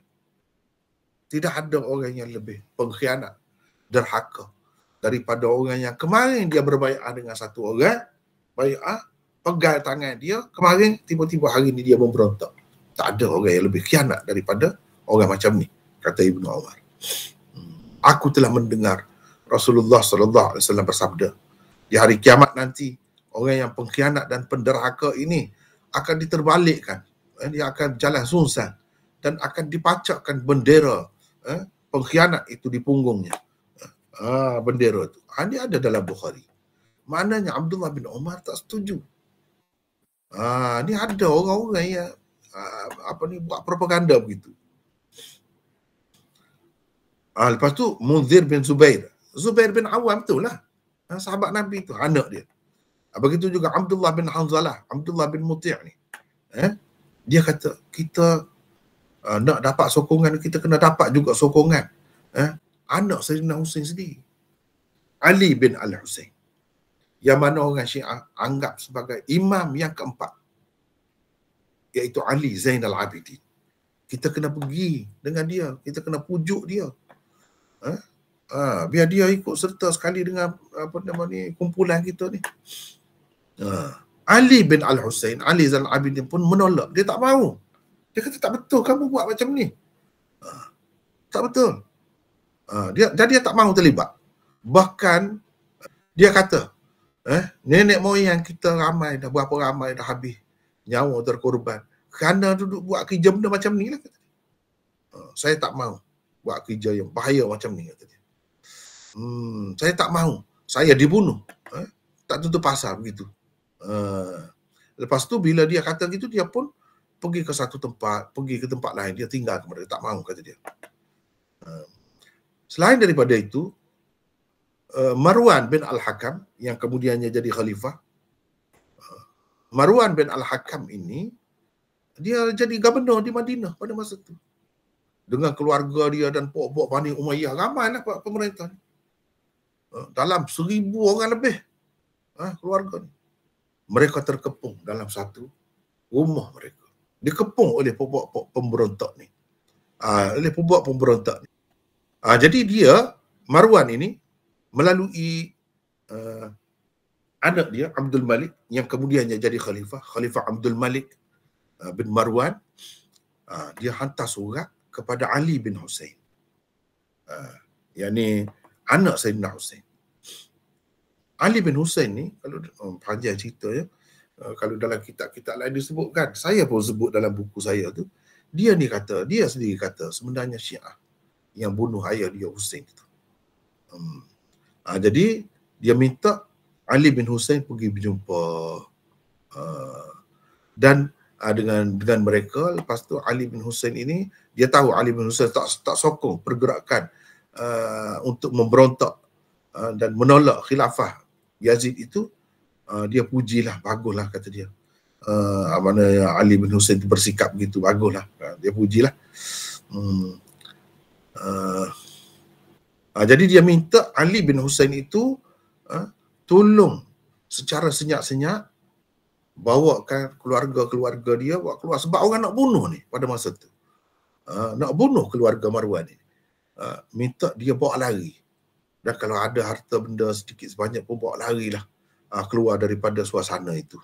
Jadi sehingga Ali bin Husain bersetuju dan dia telah rancang nak bawa lari perempuan-perempuan, anak-anak kecil bawa lari. Yang hendak dibunuh oleh pemberontak tu ceritanya. Bawa pergi ke satu perkampungan, pergi sana senyap-senyap di situ. Dan Ali bin Husain ini, anak Sayyidina Husain yang terbunuh di Karbala tu, Sayyidina Husain, dia tak pergi sebab dia sakit pada masa tu. Dia tulis surat kepada Yazid. Dan ini ada dalam kitab-kitab sejarah. Ada. Kitab sejarah mana-mana pun ada sebut. Dia tulis surat kepada Yazid, dia kata, saya setia kepada Tuan. Dan saya menyokong kerajaan Tuan. Sedaya mungkin, sedapat mungkin saya taat kepada pihak pemerintah. Dan saya sama sekali tidak bersetuju dan tidak terlibat dengan kumpulan yang memberontak ini. Dan mereka telah buat begini-begini, dia tulis surat. Dan surat itu dihantarnya melalui seorang sahabat yang bernama Nu'man bin Bashir. Seorang sahabat yang terkenal ni, dia panggil. Lepas tu dia minta Nu'man bin Bashir ni pergi ke Madinah, tolong nasihat orang ramai itu jangan buat begitu. Jangan mencetuskan suatu suasana yang boleh menyebabkan berlakunya pertumpahan darah di sana. Dia juga memberi nasihat kepada Abdullah bin Hanzalah. Inilah yang tersebut dalam hadis yang kita baca ni, Abdullah bin Hanzalah ni. Dia nasihat, dia kata, apa kamu ni? Kamu pergi bertemu dengan Yazid, kamu fitnah dia, kata dia bukan main, macam-macam kata memburuk-burukkan dia. Sedangkan kamu pergi ke sana, dia begitu memuliakan kamu dan dah bagi macam-macam hadiah kepada kamu. Inikah balasan yang kamu buat terhadap dia? Itu nasihat dia. Kamu boleh balik ke sini dengan selamat, dengan senang lena. Kamu dapat macam-macam hadiah. Beginikah caranya kamu balas dia? Jadi Ali bin Husain tu nasihat dia. Begitu juga sahabat Nabi Nu'man bin Bashir ni. Tiba-tiba kamu mari di sini, kamu jadi penentang dia. Kamu memberontak pula terhadap dia. Kamu batalkan bai'ah yang telah kamu bagi terhadap dia. Kamu fatwakan Yazid itu kufur pula.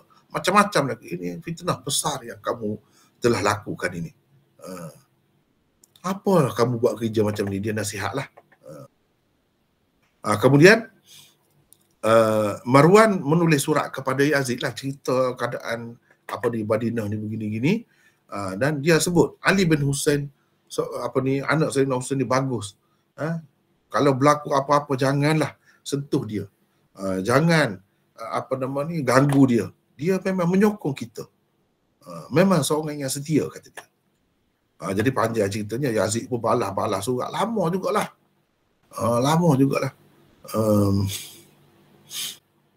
Sekurang-kurangnya kalau kamu tak dapat buat apa pun, janganlah menimbulkan fitnah di Madinah tu.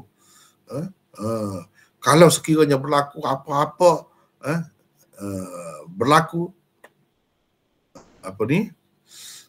jangan kamu sentuh dua orang ni. Maksudnya Ali bin Hussein itulah. Muhammad bin Hanafi, ada ramai lagi sebenarnya. Ini antara pemimpin-pemimpin ni. Sekiranya jadi begitu ceritanya, ringkas ceritanya. Bila Yazid dapat tahu, Yazid pun terpaksalah buat keputusan, kena pergi nak menyelesaikan masalah ni. Dia pun hantarlah seperti yang kita baca tadi, Muslim bin Uqbah sebagai ketua pasukan. Dan dia pesan, ada dalam buku kitab-kitab sejarah Al-Bidayah wan Nihayah dan lain-lain, semua ada. Dia sebut, kamu jangan serang terus, pergi tu. Di sini dia sebut 1,000 orang sahaja yang terpilih pergi ke Madinah. Pergi seru orang ramai supaya taat kepada pemerintah dulu. Kalau mereka taat, selesai masalah. Kalau mereka tidak taat, jangan terus serang. Tunggu dulu. Beberapa lama, tunggu dulu. Jadi di sini dia sebutkan sebab 3 hari dia sebutkan. Muslim pada asalnya dia uzur, dia tua dah. Dia minta tak maulah pergi. Tapi Yazid serahkan kepada dia juga, suruh pergi. Sebab dia panglima perang. Suruh pergi, nasihat orang dengan lembut dulu, dan cuba baiki keadaan mereka itu. Cuba jelaskan keadaan yang sebenarnya. Sekiranya tidak berguna semua itu, maka aku bagi kuasa kepada kamu untuk berperang. Kalau mereka nak lawan juga, memang mereka angkat senjata memang lawan sungguh. Cuma dia pesan lagi, jangan terganggu Ali bin Hussein, jangan ganggu dia. Dia bagus, dia tak ada apa pun. Dia memang taat, setia kepada kita dan mahukan kebaikan kita. Dan dia tulis surat kepada saya gini-gini disebut. Dia tidak terlibat. Itu pun dalam buku itu. Jadi bila pergi ke sana, bincang dengan Banu Umayyah yang duduk di sana, panjang ceritanya. Ini baca sejarah pula ni. Macam mana cara nak masuk, nak bertemu dengan macam mana orang ni. Mereka bagilah cadangan. Mereka tak bagi sebab apa, dia berjanji dah, jangan. Boleh nak lepas keluarga Marwan apa ni, tapi kalau puak-puak tentera mari, jangan bagi tahu. Jangan bagi tahu kedudukan kami apa semua ni, jangan. Diam saja. Itu ceritanya. Kecuali Abdul Malik bin Marwan. Abdul Malik tak ada pada ketika tu, masa berjanji tu. Jadi Abdul Malik boleh cerita, kamu kalau nak pergi, nak menguasai Madinah ni dengan tak banyak berlaku tu, padahal kamu pergi ikut ni, kata dia. Wadil Qura. Dia bertemu di Wadil Qura dengan askar tu. Orang-orang lain tak mahu bercakap. Tapi Abdul Malik bin Marwan, oleh kerana dia tidak terikat, dia tak ada pada masa tu. Pada masa berjanji dia tak ada, jadi dia boleh cerita. Dia pun ceritalah begini. Jadi dia pun hantarlah utusan kepada penduduk Madinah, menyampaikan pesan Amirul Mukminin Yazid, supaya jangan melawan. Kamu orang bagus-bagus, janganlah sampai jadi tumpah darah begini. Kalau taat kepada pemerintah, tak ada apa-apa pun yang akan dikenakan kepada kamu hukuman. Tapi kalau terpaksa, kamu tak mau terima juga, terpaksa nak macam mana? Begitu. Jadi selama 3 hari Muslim tu duduk tunggu. Muslim bin Uqbah tadi duduk tunggu, tetapi mereka tetap nak berperang semacam, tak mahu mengalah. Akhir sekali Muslim terpaksalah pergi serang Madinah melalui jalan Harrah tu. Itulah peristiwa Harrah tu. Kawasan berbatu hitam. Dia masuk kot tu, Pergi serang. Jadi di situlah berlaku peperangan. Dan akhir sekali seperti yang kita baca tadi, kalahlah. Pasukan Madinah tu kalah.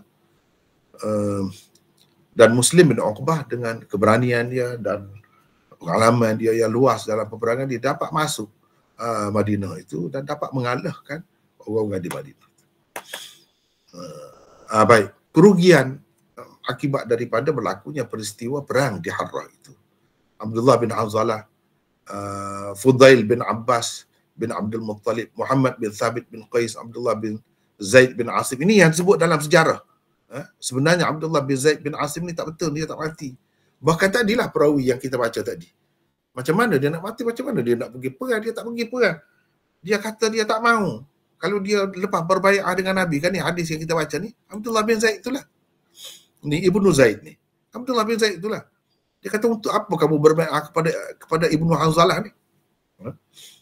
Untuk mati. Oh, kata dia, tak adalah. Aku selepas daripada berbai'ah dengan Rasulullah, itu untuk mati dengan Rasulullah. Orang lain tak ada. Apa lagi kita nak menentang pihak kerajaan pula, sama Islam pula. Nak berperang ni tak ada pasal lah, kata dia. Dia tak mahu. Jadi macam mana dia nak mati? Tapi ini berdasarkan sejarah. Sejarah. Jadi sejarah ni ialah tidak seperti hadisnya. Begitu. Jadi ramai yang disebutkan ini mati semua ni. Mati. Sebab lawan yang mati. Perang. Sebelah sana pun ramai juga yang mati. Jadi sejarah mengatakan tadi macam tadi lah. 3 hari itu Muslim bin Uqbah ni membenarkan nak rampas harta, nak ceroboh, nak apa pun boleh. Dan disebut ramai seperti di dalam Umdatul Qari tadi. Pada hari yang keempat barulah dihentikan pembunuhan beramai-ramai itu dan diminta supaya semua mereka berbai'ah. Jadi yang mana-mana yang tak mahu melawan itu, kalah itu, dia bagi berbai'ah lah dengan Muslim sebagai wakil kepada khalifah semasa tu. Dan selamatlah kalau orang itu.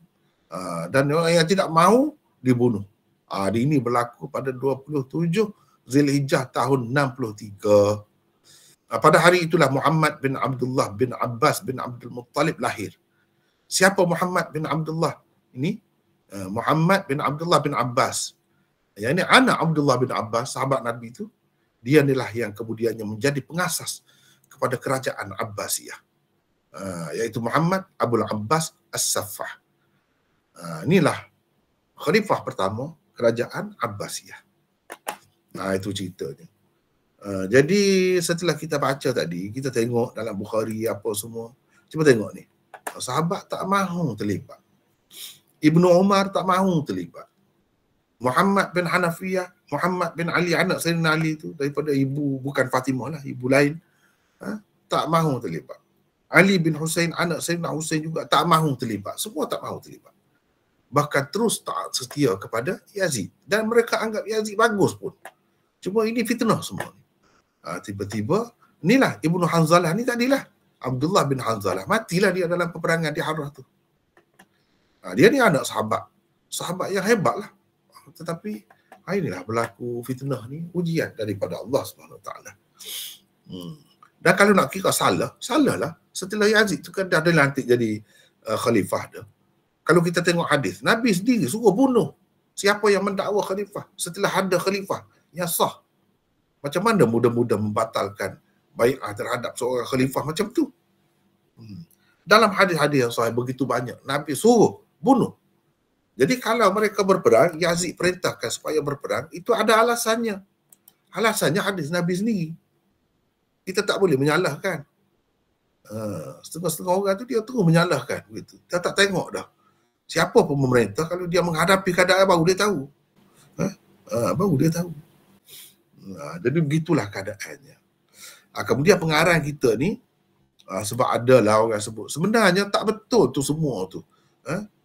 Di tempat yang nanti insya-Allah kalau lain kali lah, saya rasa tak sempat dah hari ni. Insya-Allah kita bincang peristiwa Harrah ni dengan lebih detail lagi. Apa yang tersebut, bunuh, rogol. Siapa ni tentera ni, macam tentera Amerika nampak. Pergi nak rogol, tak tutup pasar macam tu. Ini gambaran sejarah ni. Kalau kita terima, siapa yang buruk? Siapa yang teruk, nampak teruk? Kita lah umat Islam. Di zaman sahabat pun teruk dah macam tu. Siapa yang pergi perang tu setengah-setengah? Tu sahabat. Jadi itulah dengan lebih detail lagi insya-Allah akan datang. Di sini pengarang ni sebut selepas pada ni sebab Syiah duduk sebut teruk sangat ni Bani Umayyah ni. Dia pun sebut kalau nak sebut dalam sejarah, semata-mata nak sebut dalam sejarah, ada dalam kitab sejarah, saya pun boleh sebut juga banyak lagi, kata dia. Puak-puak Ahlul Bait. Ahlul Bait contohnya yang kamu duduk puja sangat Ahlul Bait tu. Bukan semuanya betul. Bukan semuanya baik. Ada yang pergi ceroboh Kaabah, sampai roboh Kaabah pun ada. Itu kalau ada masa nanti saya akan ceritakanlah. Berapa ramai? Bukan seorang dua. Jadi tak ada jaminan juga. Kalau dakwa keluarga Nabi, Ahlul Bait pun dia tu bagus semua ni. Berapa ramai yang memerintah kemudian tu gitu jadinya. Jadi tak boleh nak. Kenapa jadi nampak kesalahan zaman kerajaan Umayyah saja? Kenapa? Itu cerita lain semula.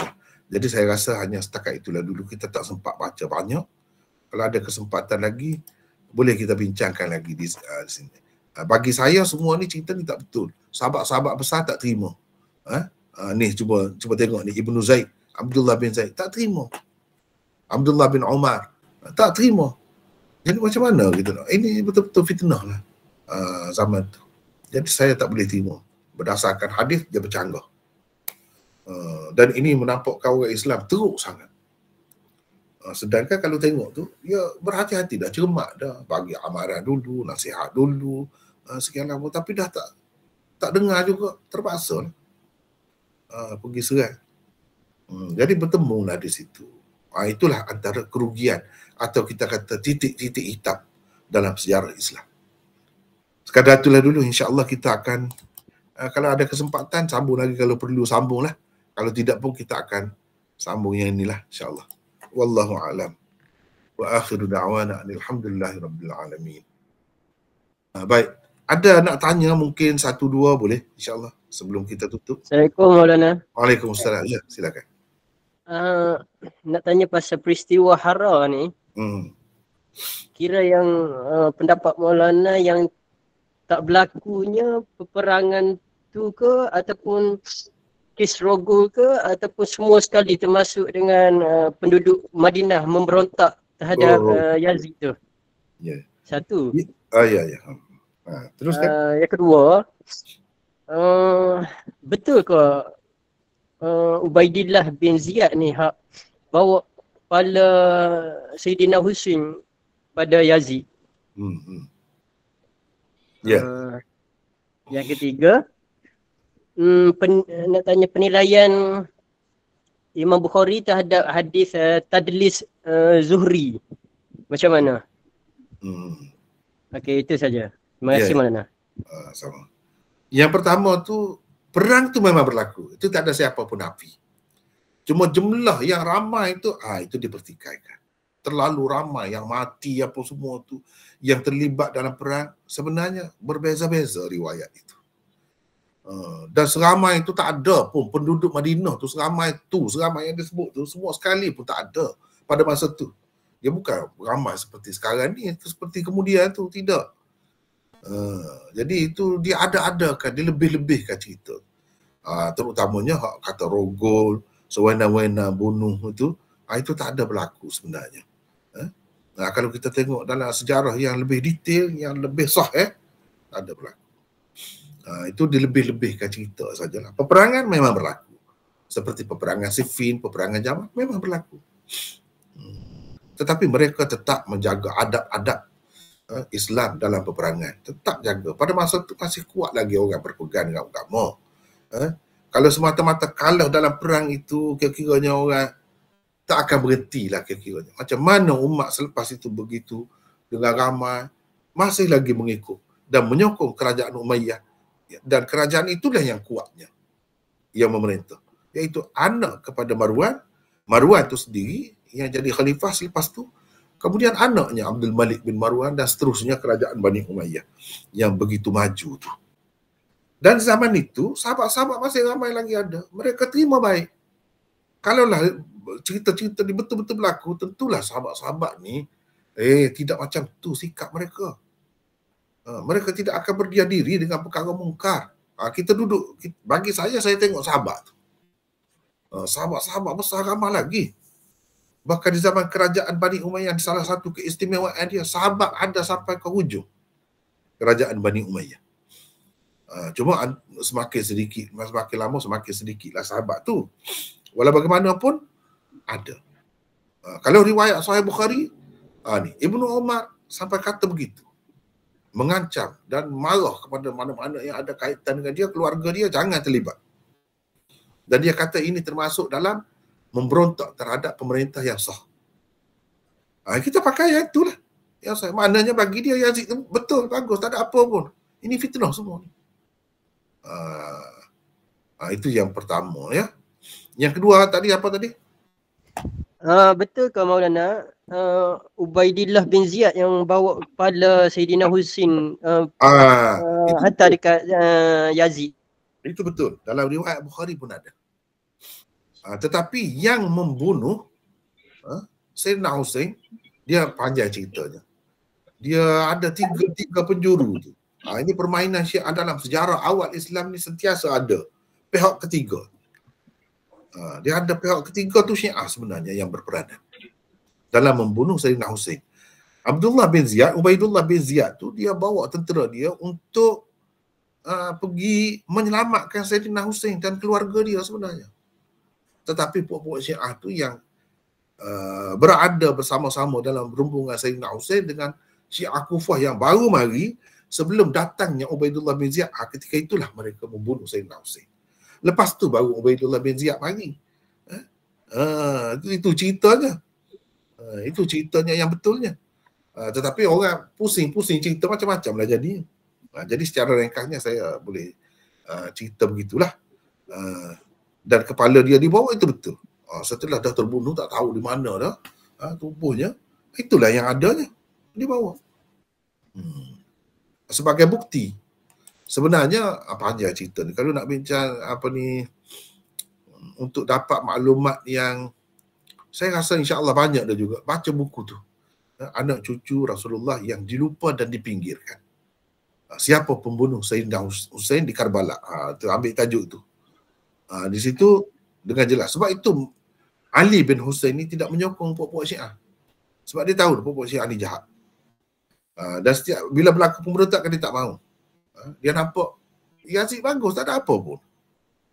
Itu Ahlul Bait dan itu imam Syiah. Kalau kita nak kata dia takut, macam mana imam boleh takut? Sahabat-sahabat ni takut nak menegak kebenaran. Kalau betul-betul salah, dia yakin sahabat ni akan sanggup mati. Gitu, itu pegangan saya, yang saya faham. Yang kita faham. Orang ahli sunnah sepatutnya kena faham begitu. Jadi itu semua tu tak betul lah, banyak tak betul. Lebih-lebih cerita tu. Sekadar perang dah mati betul, ada. Itu memang ada.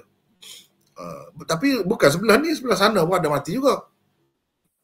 Seperti peperangan Siffin, betul ada berlaku. Tetapi sama juga dengan peperangan Siffin, siapa yang menyebabkan perang itu tercetus? Pihak ketiga ni lah. Yang dalam hadis Nabi disebut Al-Fi'atul Bariyah. Orang pusing letak Al-Fi'atul Bariyah tu kepada Muawiyah. Sebenarnya Al-Fi'atul Bariyah ni golongan lain. Golongan ketiga. Ada pihak ketiga. Ini yang pengacau sebenarnya. Macam di sini Sayyidina Husain ni dah nak berbai'ah, dah nak letak senjata, tak mahu dah. Dia nak pergi ke Syam. Karbala tu sebenarnya bukan menuju ke Kufah. Karbala tu jalan tu menuju ke Syam. Menunjukkan Sayyidina Husain dah menyesal pada ketika itu. Bila dah menyesal itulah mereka tak mahu tu Sayyidina Husain menyesal. Sebab apa? Surat Muslim Muslim bin Aqil. Muslim bin Aqil.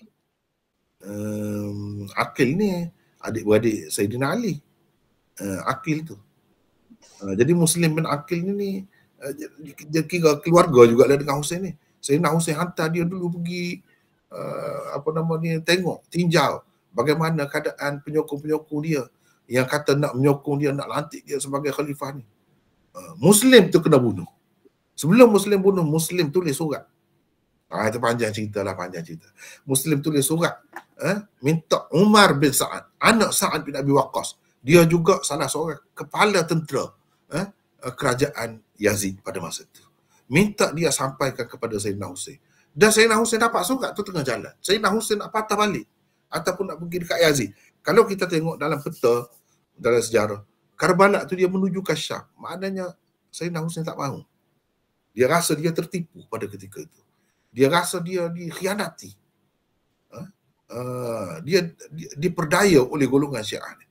Ketika itulah Syiah nampak kalau dia pergi habis kita. Habis kita. Jadi sebelum apa-apa kita bunuh dia. Dia kira rancangan mereka tak berjaya. Tak berjaya nak menghancurkan umat Islam. Jadi itulah Sayyidina Hussein terbunuh di situ. Itu yang saya faham berdasarkan kajian saya. Kita baca sejarah banding itu banding ini, gitu sebenarnya cerita. Kalau tidak apa maknanya Ali bin Hussein itu dia kata ayah dia kena bunuh oleh Syiah. Yang terlibat sama Zainab adik-adik dia, Ummu Kulthum yang terlibat sama ada di Karbala tu. Mereka juga kata pembunuh ayah dia ialah Syiah. Kenapa dia tidak sebut Yazid? Kalau Ubaidullah bin Ziyad, dia sebutlah. Kalau dia sebut Ubaidullah bin Ziyad, itu mana Yazid lah. Sebab dia panglima. Tak sebut, dia sebut Syiah. Itu dalam kitab Syiah sendiri. Buktinya. Jadi itulah secara ringkasnya, setakat ni saya boleh sebut begitu. Kemudian, Mursal Zuhri, tadlis apa? Tadlis Zuhri, macam mana tokoh-tokoh Amirul Mukminin dalam hadis macam Zahabi, Ibnu Jauzi, Imam Bukhari dan Muslim menilai tadlis Zuhri ni, Maulana? Mereka berhati-hati, gitulah. Mereka berhati-hati. Riwayat Mursal Zuhri mereka tak pakai. Mursal Zuhri, tadi cerita Zuhri, itu Mursal. Dia tak ada sanad. Kemudian mereka tak pakai kalau Mursal Zuhri.